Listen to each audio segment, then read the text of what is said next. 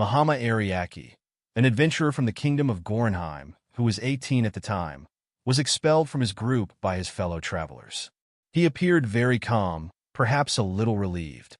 Haranoa Bibia, the leader of the organization, was quite displeased with this lack of interest. A youthful warrior with great sword skills, Bibia was selected as the hero by the Holy Sword Ranguris, which is believed to have the ability to destroy the Demon Lord. Ariake was being kicked out of the hero's party, Bibia reminded him.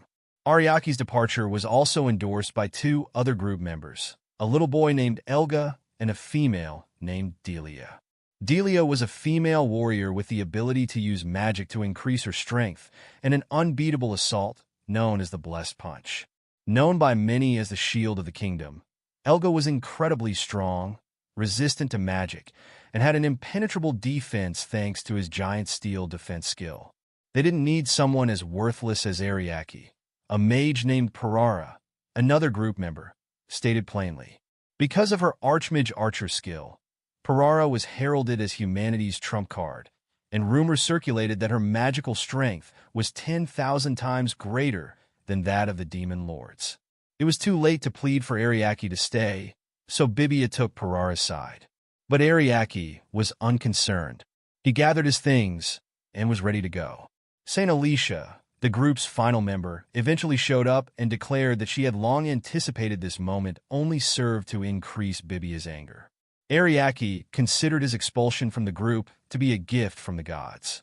Alicia was a renowned saint who possessed extraordinary healing abilities, including the ability to bring the dead back to life. She was well known not just in her own nation, but also internationally for her stunning beauty. Ariake was baffled by Alicia's apparent hatred for him. She used to follow him silently when they were younger, shy and silent. However, she evolved throughout time. Ariake was a childhood buddy from the village of Ratond, as were all the other members of the hero's company. Ariake felt that they were a close team because of their strong link, but now he was being pushed out since their feelings had changed. Bibia told Ariake that Ariake's lack of particular abilities, such as offensive or defensive magic, was the reason he was expelled from the group. He asserted that Ariake's only skills were creating antidotes and casting protective spells while exploring, which Bibia thought anyone could do. Ariake tried to explain himself when the group began criticizing his skills one by one, but Alicia cut him off and forced him to leave, claiming the group wasn't the proper fit for him. Before agreeing to travel, Ariake made Bibia feel ashamed by disclosing that Bibia had athlete's foot. Ariake sprinted away before Bibia could respond. Ariake first joined Bibia's party because, as a child, he always hoped that the Oracle would select him to be a reserve member until the appropriate moment.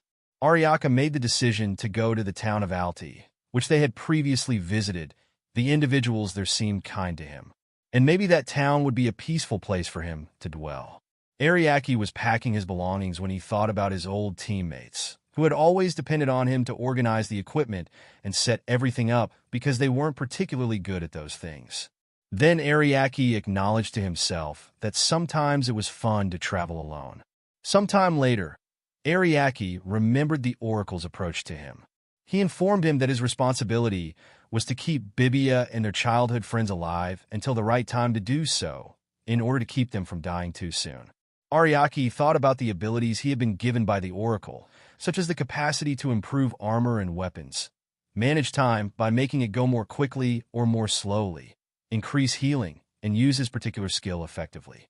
Ariake never engaged in open combat. He always fought in the background for his squad.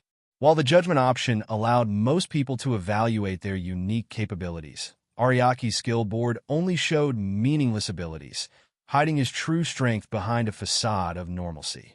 Once certain skills reached a particular level, he employed a cloaking ability to make them invisible. Ariake was annoyed that he was never able to demonstrate to Bibia his full potential, but he chose to ignore it since he had been kicked out of the group and it didn't matter anymore. Abruptly, he heard a voice in his mind pleading for assistance. Ariake was shocked that even with the magic barrier protecting him, someone could still get to him. The voice pleaded with Ariake to kill them, stating that they were under an irreversible curse. The fact that the guy had just started talking to him and was already making such an odd request made Ariaki uncomfortable. He firmly declined, advising them to look for assistance from someone else. But again, the voice begged, referring to their pride in belonging to the Dragon Clan. Ariaki found this intriguing because it was difficult to comprehend that a race as prideful as the Dragon Clan would ask a human for assistance. Ariaki refused to kill someone he hardly knew, even if he recognized the voice's situation. However, he advised them to keep providing more details if they really needed his assistance. After giving the request some thought, Ariaki decided to assist. He embarked on a quest to locate the voice's origin. A gigantic centipede attacked along the way, but he used his ability to repel insects to beat it with ease. Ariaki pondered the Dragon Clan as he proceeded on his quest and was not entirely sure if he should believe the voice. It was difficult for him to think that dragons would ask a human for assistance because, as he remembered, they only bowed to humans when they were vanquished, admitting their power. Ariaki started to have suspicions that there might be an evil motive behind the need for assistance. He made the decision to investigate, and after some time he found a sealed dungeon filled with corpses. These bodies might be robbers, Ariaki reasoned, who died attempting to enter the locked door to steal something. After considering smashing the door, he opted to clean up and reconsider after realizing that it would cause unanticipated issues. Ariaki was warned not to hurry when a weird man with a spherical object suddenly materialized behind him. When the dead bodies started to rise, the situation became even more strange.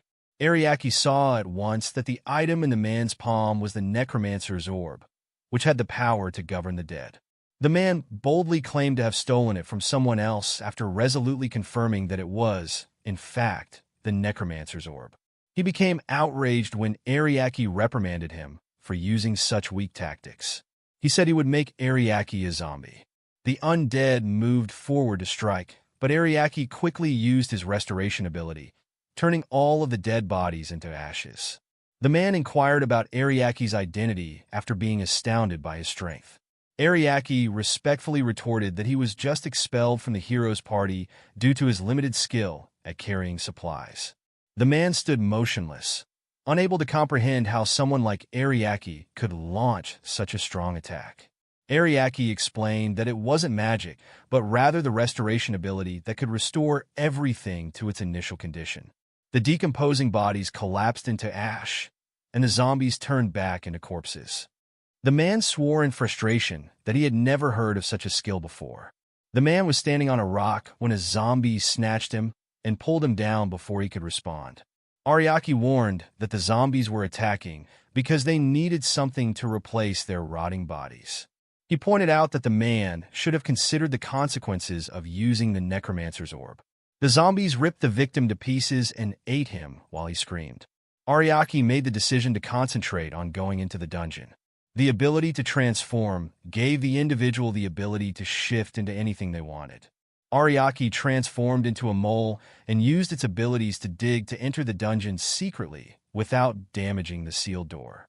He was successful. Ariaki was astounded by the dungeon's enormous size once she was inside. It was far more like a high-level dungeon than the typical adventurer could manage. According to their combat ability and monster-slaying records, adventurers in this realm are ranked from E to S. Bibia and Alicia, who are both graded S, are outliers to the rule as most people are classified B or lower.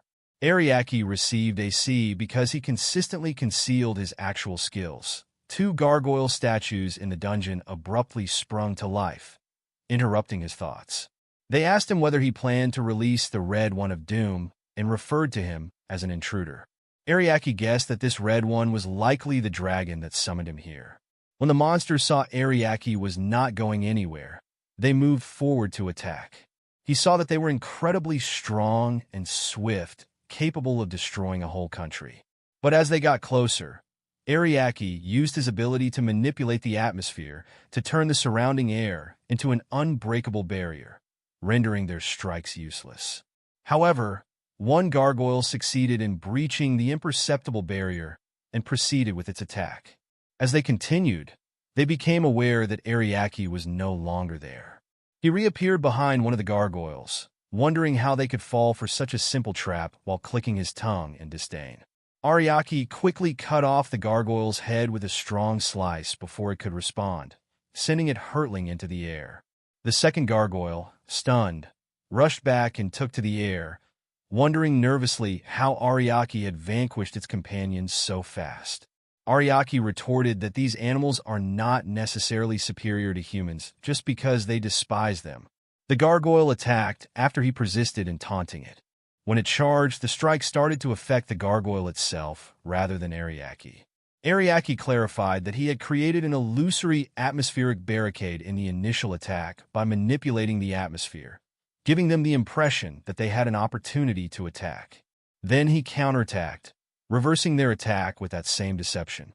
After Ariaki disclosed that he had been in charge the entire time, the gargoyle eventually turned to dust. Ariaki kept exploring the dungeon, remembering that dungeons were like living things with free will. When invaders entered, they frequently called forth monsters in an attempt to absorb their magic and get stronger, much like antibodies in the body. Treasure boxes were also utilized as lure in dungeons, although these were typically traps. Ariaki continued his journey into an astonishingly large space. He learned the cause of the spacious area a few minutes later. A huge golem monster was standing by. The golem was able to move freely in the roomy space, prepared to face any intruder. Ariaki swiftly ducked as the golem struck with incredible speed. But he quickly discovered that there were actually 3 golems. Ariaki remembered how Alicia and Bibia would constantly brag about their prowess in battle over formidable monsters like golems, and how Bibia would frequently make fun of him for being only a C-rank adventurer. They never thought Ariaki, who appeared to be weak, could defeat a golem. Ariaki was now resolved to disprove them. All 3 golems were magically sealed by him, and they detonated in an instant with a single spell. When he had finished, Ariaki continued, opening a huge door, thinking that the person who had called him may be inside. He was greeted by a man who informed him that it had been more than 1,000 years since anyone had entered this section of the dungeon. Ariaki quickly responded by inquiring who the man was when he asked for his name. The man presented himself as the dungeon's high priest despite yelling at Ariaki for being impolite. Time pressed. Ariaki insisted that the high priest bring forth the person who had called him. The thought of someone calling upon Ariaki for assistance fascinated the priest, who guessed that the dungeon's barrier of protection had began to weaken with time. Ariaki must have used much of his strength earlier battling the beasts, the high priest reasoned. But he was taken aback when Ariaki disclosed that he had been entirely unharmed. The high priest was even more shocked by this realization, because he thought that no one could face the powerful golems without getting hurt, much less beat them with a single hit. The high priest was shocked when Ariaki acknowledged that the golems were deadly, but he had destroyed them in a single blow. Ariaki clarified that he had employed a technique known as magic amplification. Golems are extremely complicated beings with a sophisticated flow of magic and intricate magical nerves. They did have one flaw. Their magical nerves misfire, and they burst from within if outside magic enters their system and throws them off balance. The fact that Ariaki had vanquished not just 1 golem, but 3 with a single blow still astounded the high priest. The high priest was greatly impressed with Ariaki because these golems could endure the combined magical strength of a whole nation. The priest then proposed that Ariaki should transform into a vessel so that he could become a god and rule over all.